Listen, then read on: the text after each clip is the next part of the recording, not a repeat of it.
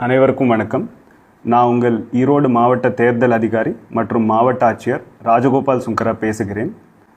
நாளை 5/2/2025 அன்று காலை 7 மணி முதல் மாலை 6 மணி வரை ஈரோடு கிழக்கு சட்டமன்ற தொகுதிக்கு இடைத்தேர்தல் நடைபெறுகிறது.